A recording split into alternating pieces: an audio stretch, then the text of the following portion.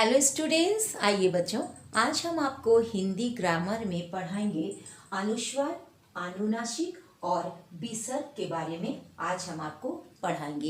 ये हिंदी ग्रामर में बहुत ही इम्पॉर्टेंट विषय है, इसको जानना बहुत ही ज़रूरी है।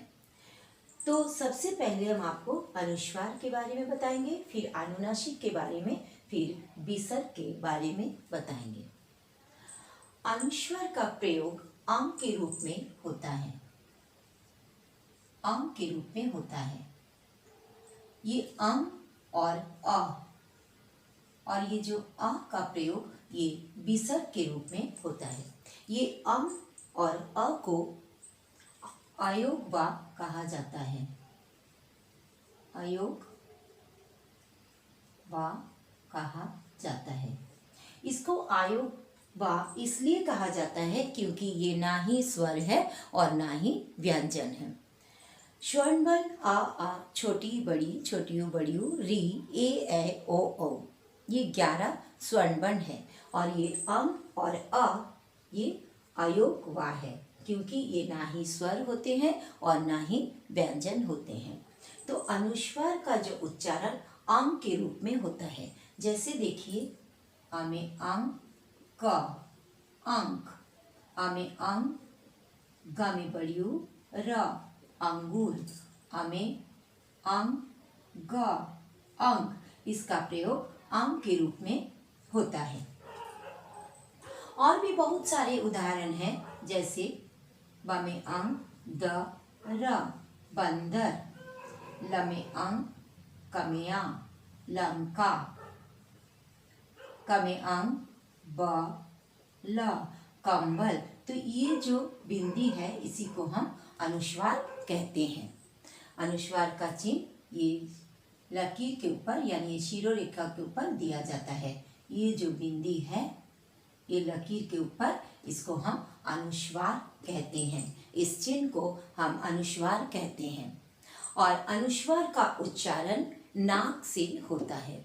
इसको आप उच्चारण कीजिए। ब में अंग द र बंदर, ये नाक से उच्चारण हो रहा है।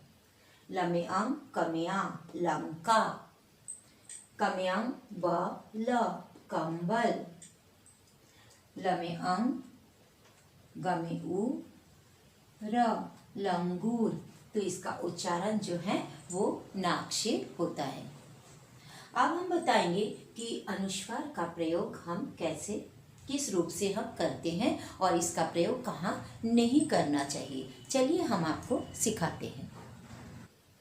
अब बच्चों, आपको हम सिखाएंगे कि कहाँ पर इस अनुस्वार का प्रयोग होता है। यहाँ पर देखिए हम व्यंजन वर्ण लिखे हैं।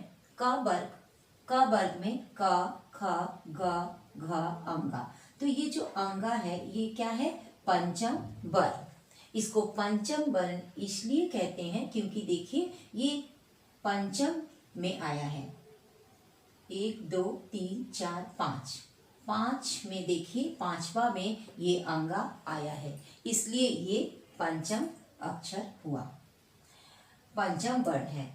नेक्स्ट देखिए च वर्ग में च छ ज झ य, ये य क्या है? पंचम वर्ण। नेक्स्ट देखिए ट वर्ग में ट ठ ड ढ अढ़, ये अढ़ क्या है? ये मूर्धन्य क्या है? पंचम वर्ण है, इसको पंचमाक्षर भी कहते हैं। नेक्स्ट देखिए त वर्ग में त थ द ध दंतना, ये दंतना भी पंचम वर्ण है। नेक्स्ट देखिए प वर्ग में प फ ब भ म, और ये म भी क्या है? पंचम वर्ण है। अब देखिए बच्चों, आपको ये पंचम वर्ण समझ में आ गया होगा क्योंकि ये जो क ख ग घ अंगा ये जो पांचवें अक्षर में लिखा जाता है, इसलिए इसको पंचम वर्ण कहते हैं। ये जो पंचम वर्ण है, ये पांचों जो पंचम वर्ण है, इसको हम पंचम वर्ण कहते हैं या तो फिर पंचमाक्षर भी कहते हैं। पंचमाक्षर इसको हम कहते हैं। ये जब कोई भी शब्द में जब ये बीच में आधा आधा बन के आता है और ये पंचम अक्षर की जो बाद में इसी लाइन का कोई अगर अक्षर रहेगा, याद रखिएगा, तो उसके पहले वाला अक्षर में यानी पंचम वर्ण का पहले वाला अक्षर में अनुस्वार का प्रयोग होता है। चलिए आपको कुछ उदाहरण के साथ हम समझाते हैं। जैसे देखिए यहाँ पर अ, अंगा, अंगा में हलंत और क। यहाँ पर ये जो अंगा है, यहाँ पर देखिए अंगा है, ये क्या है? पंचम वर्ण है। और उसके बाद में देखिए जो क है वो उसी लाइन में आता है, क। यानी आपको ध्यान रखना है कि जो पंचम वर्ण होगा वो आधे अक्षर होना चाहिए, यानी हलंत का मतलब आधा, और आधा अक्षर होना चाहिए, और उसके बाद वाला जो अक्षर होगा वो उसी वर्ग का, उसी लाइन का होना चाहिए। तो ये क जो है उसके बाद वाला अक्षर ये पंचम वर्ण का लाइन में ही है। तो आपको क्या करना है, उस पंचम वर्ण के आगे का जो अक्षर है उसमें अनुस्वार लगाना है। जैसे ये हो जाएगा अंक, आ में अनुस्वार क, अंक। नेक्स्ट देखिए ग, अंगा में हलंत, ग में आ, ये अंगा को देखिए अंगा, और उसी लाइन में आपका क्या है, ग, ग। उसके बाद वाला अक्षर देखिए उसी लाइन में ग में आया है। तो इसमें भी क्या लगाना है, आपको अनुस्वार लगाना है, गंगा। ऐसे अनुस्वार देके ये हो जाएगा गंगा। नेक्स्ट देखिए यहाँ पर च और य, बीच वाला अक्षर क्या है, ये देखिए य, पंचम वर्ण है, और उसके बाद वाला देखिए च उसी लाइन में आता है, उसी लाइन में च आया है। तो उसके पहला जो अक्षर है उसके ऊपर अनुस्वार का प्रयोग किया जाता है, चंचल, चंचल। नेक्स्ट देखिए कुंज, यहाँ पर भी या जो है ये या है, यहाँ पर या है, और उसी लाइन में आपका ज है।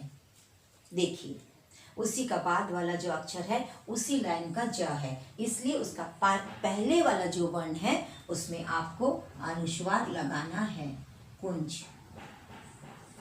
नेक्स्ट देखिए पंचम, यहाँ पर भी जो य है वो भी पंचम वर्ण है, और उसी लाइन में च है, उसी लाइन में। तो उसके पहले वाला वर्ण में आपको अनुस्वार लगाना है। तो ये हो गया पंचम। उसके बाद नेक्स्ट आइए देखिए घ, ये देखिए आधा मूर्धन्य यहाँ पर पंचम वर्ण में आता है, और उसी लाइन में देखिए ट, ध्यान दीजिए ये जो पंचम वर्ण है उसी का लाइन में ये ट है। तो उसके भी आगे वाला वर्ण में हम अनुस्वार लगाएंगे, बन जाएगा घंटा। नेक्स्ट देखिए दंत, यहाँ पर भी आधा ना, ये आधे वाले, ये जो पंचम वर्ण है ये आधे वाले होना चाहिए, बीच में होना चाहिए, और ध्यान रखिएगा उसी लाइन का कोई भी व्यंजन वर्ण होना चाहिए, तब उसके आगे वाला अक्षर में अनुस्वार का प्रयोग होगा। यहाँ पर देखिए ना है, ये जो पंचम वर्ण, और उसी लाइन में देखिए उसका बाद वाला जो अक्षर है उसी लाइन का त है, इसलिए उसके पहले वाला जो अक्षर है द, उसमें अनुस्वार लग जाएगा, दंत। त में बिंदी और त क्या हो गया, दंत। नेक्स्ट देखिए चंपा, यहाँ पर आधा माँ है और ये माँ क्या है, पंचम वर्ण है, और उसके बाद में जो प है वो उसी लाइन में है, गौर कीजिए उसी लाइन में है, उसी वर्ग में है। तो उसके पहले वाला जो वर्ण है उसमें भी अनुस्वार का प्रयोग होगा, चंपा। चलिए आपको इसका और कुछ नियम को सिखाते हैं।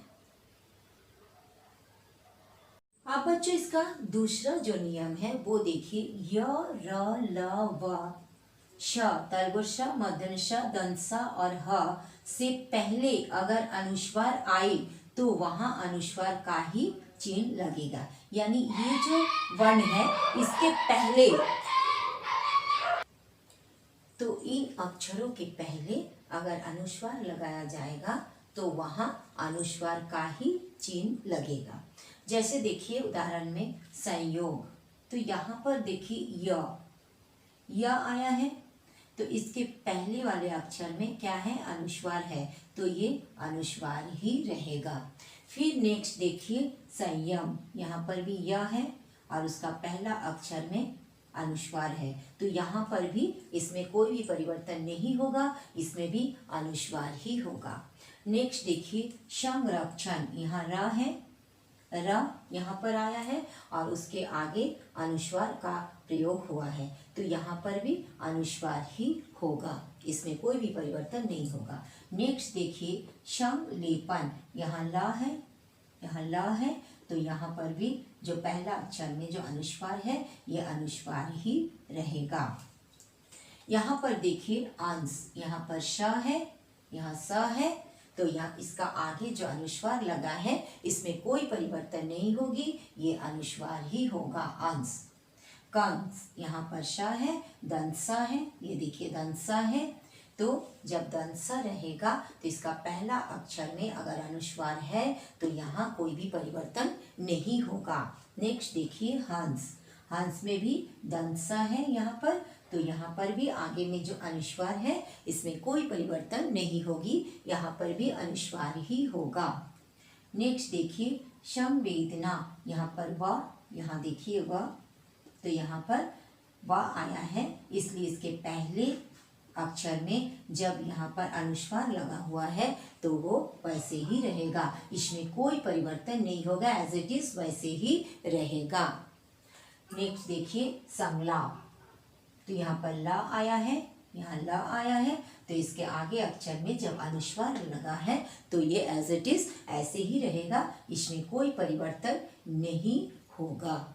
अब चलिए आपको बताते हैं कहाँ पर अनुस्वार का प्रयोग नहीं होता है। अब नेक्स्ट देखिए कहाँ पर अनुस्वार का प्रयोग नहीं होगा। अगर पंचम वर्ण के बाद पंचम वर्ण रहेगा तो वहाँ अनुस्वार का प्रयोग नहीं होगा। मान लीजिए वहाँ पर आधा पंचम वर्ण है और उसके बाद भी नेक्स्ट जो वर्ण है वो भी पंचम वर्ण है, तो वहाँ अनुस्वार का प्रयोग नहीं होता है। जैसे देखिए उदाहरण में सम्मान, तो ये जो आधा माँ है ये भी क्या है, पंचम वर्ण है, और उसके बाद में जो माँ है ये दोनों ही पंचम वर्ण है, तो यहाँ पर अनुस्वार का प्रयोग नहीं होगा। नेक्स्ट देखिए जन्म, ये न जो है ये पंचमाक्षर है यानी पंचम वर्ण है, और ये म जो है ये भी पंचम वर्ण है, तो यहाँ पर भी अनुस्वार का प्रयोग नहीं होगा। नेक्स्ट देखिए सम्मेलन, यहाँ पर भी म पंचम वर्ण है और ये भी म पंचम वर्ण है, इसलिए यहाँ पर अनुस्वार का प्रयोग नहीं होगा। नेक्स्ट नियम देखिए य व ह के पहले पंचमाक्षर आने पर वहाँ अनुस्वार का प्रयोग नहीं होता। यहाँ पर जैसे उदाहरण में देखिए अन्याय, तो यहाँ पर य है और उसके आगे क्या है, पंचम वर्ण है, इसलिए यहाँ पर अनुस्वार का प्रयोग नहीं होगा। नेक्स्ट देखिए अन्याय, यहाँ पर भी ये न जो है ये पंचम वर्ण है, और उसके बाद देखिए यहाँ पर अन्याय में देखिए यहाँ यह है और उसके आगे देखिए उसके पहले क्या है, पंचम वर्ण है, इसलिए यहाँ पर अनुस्वार का प्रयोग नहीं होगा। नेक्स्ट देखिए तुम्हारा, यहाँ पर देखिए तुम्हारा, यहाँ पर देखिए हा है, ये भी हा के पहले ये जो माँ है ये पंचम वर्ण है, तो यहाँ पर तुम्हारा, यहाँ पर आगे में जब कोई भी यहाँ पर य व ह के आगे अगर पंचम वर्ण रहेगा तो वहाँ पर अनुस्वार का प्रयोग नहीं होगा। तो ये हो गया आपका अनुस्वार का नियम। अब चलिए आपको हम अनुनासिक के बारे में बताते हैं। अब चाहिए आपको हम अनुनासिक के बारे में बताते हैं।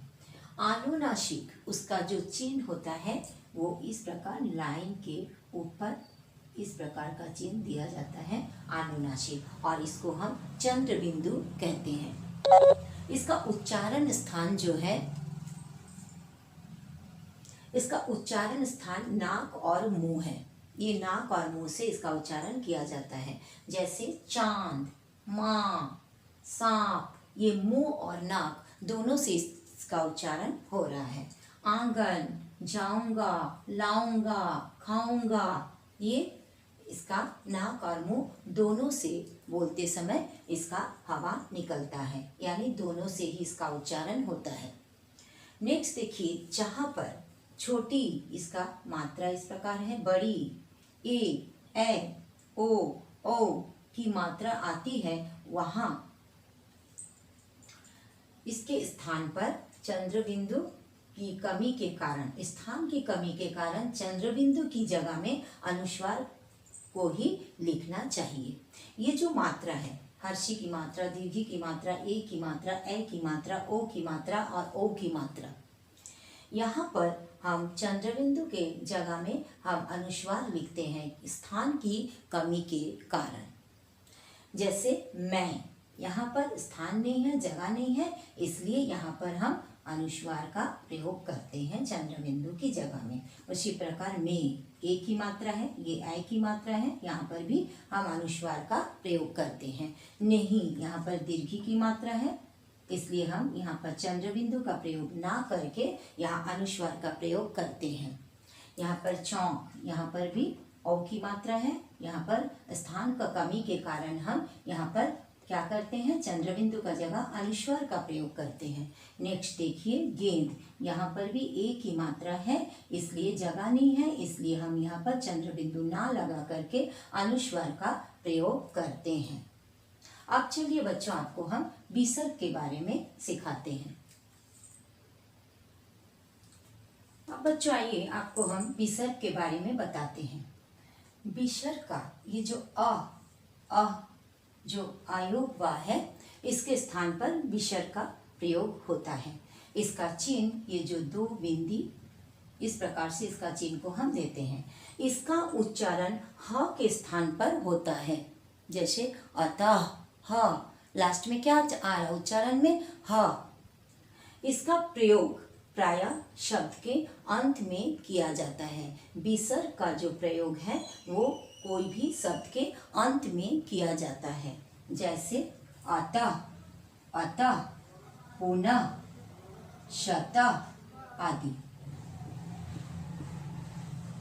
विसर्ग का उच्चारण जो होता है वो अह के रूप में होता है और इसका उच्चारण ह के स्थान पर होता है, और ये प्रायः शब्द के अंत में लगाया जाता है।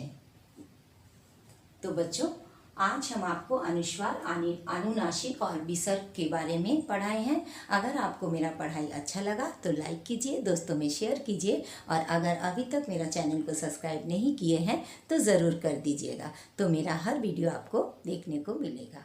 Thank you so much.